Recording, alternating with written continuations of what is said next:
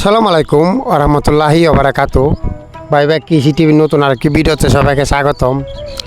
আলহামদুলিল্লাহ, আজকে আপনাদেরকে দেখানোর চেষ্টা করব আমাদের টমেটো জমিটাতে উপর দিয়ে আগে জাল দেওয়া ছিল। এখন টমেটো মোটামুটি এক দুইটা ফাঁকা ধরছে, তার সাইড দিয়ে ভালোভাবে জালটি দিয়ে দেবো, নেট দিয়ে দিব। কিভাবে দেওয়া হয় আজকে আপনাদেরকে দেখানোর চেষ্টা করবো। আপনারা সম্পূর্ণ ভিডিওটি নাটা নিয়ে দেখতে থাকেন। আপনারা যারা যারা আমার ভিডিও দেখেন অবশ্যই আপনারা লাইক কমেন্ট করে যাবেন, এবং কে কোথা থেকে দেখছেন অবশ্যই কমেন্ট করে যাবেন। আসলে অনেক কষ্ট করে ভিডিও বানাই, অনেক এইসব ভিডিও বানাতে গেলে অনেক কষ্ট করা লাগে। তারপর আপনাদেরকে দেখানোর চেষ্টা করি আমি যেসব ভিডিও বানাই, অবশ্যই এইসব ভিডিও আপনারা কিছু না কিছু শিখতে পারবেন। আমার এই চ্যানেলে গরুর ভিডিও দেব, কিভাবে গরু লালন পালন করি, আর কৃষি ভিডিও এবারে আমি যে ভিডিওগুলো দিই একবার প্রথম থেকে লাগানো থেকে শুরু করে একবারে শেষ পর্যন্ত সম্পূর্ণ কিভাবে লাগায়, কিভাবে যে কোনো জিনিস যত্ন করি, কিভাবে ফলনটা ধরে এবং কীভাবে বেশি, ওগুলো সব কিছু আপনাকে দেখানোর চেষ্টা করব আমার এই চ্যানেলের মাধ্যমে।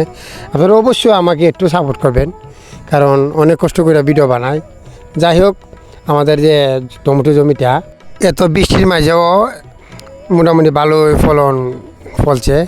এক পর্যায়ে মনে করছিলাম যে টমেটো জমিটা বোধহয় আর ফলবে না, কারণ যে অবস্থা ছিল জমিটাতে একদম গুল্লা উঠে গেছিল, পানি চলে গিয়েছিল। তারপরে যাই হোক, এত বৃষ্টির মাঝেও এতটুকু ফলাইতেছে আলহামদুলিল্লাহ। যতটুকু হচ্ছে আলহামদুলিল্লাহ, মানে আমার যে টমেটো জমিটা যতটুকু হচ্ছে আমাদের এলাকাতে আরও যারা যারা করছে টমেটো তার চেয়ে অনেক ভালো হয়েছে।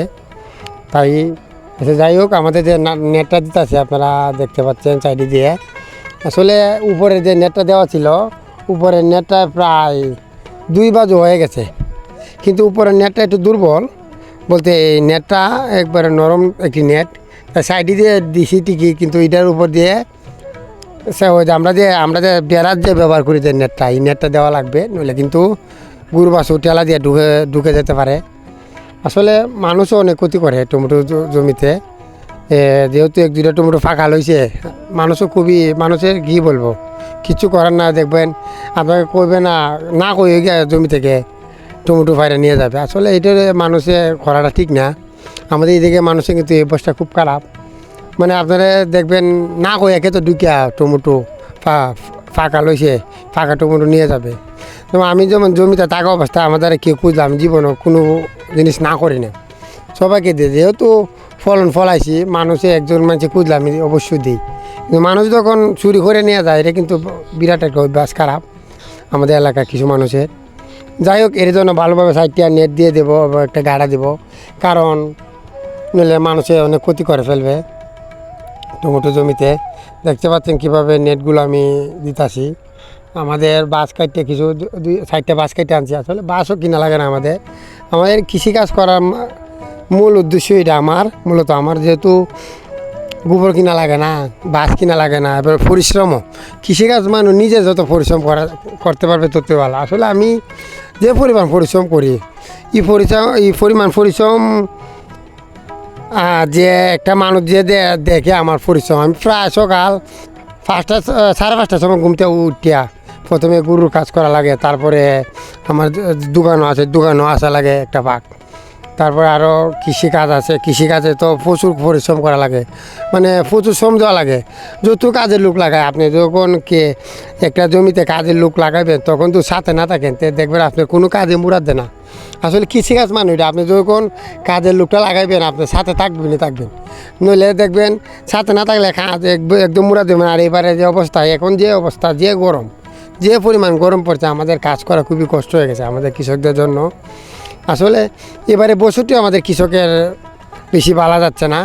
তো আপনারা দেখতে পাচ্ছেন আনাজের দাম অনেক বেশি। কারণ কি জানেন, কারণ আনাজ ফলানিটা খুবই টাফ আমাদের এইদিকে। আমাদের এখানে সব কেন্দ্রে এবার যে অবস্থা, যে সময় বৃষ্টি দেয় প্রচুর বৃষ্টি, আর যে সময় রোদ দেয়, এত গরম দেয়, এই গরমে কাজ করা যায় না, এই রোদ্রে কাজ করা যায় না। যাই হোক, এত গরমের মধ্যে কাজ করি, পরিশ্রম করি, ভিডিও বানাই, আপনাদেরকে দেখানোর চেষ্টা করি। আসলে অনেক কষ্ট করে ভিডিও বানাই, আগেও বলছি এখনও বলি। আপনারা আমাকে অবশ্যই একটু সাপোর্ট করবেন, কে কোথা থেকে দেখেন কমেন্ট করে জানাবেন।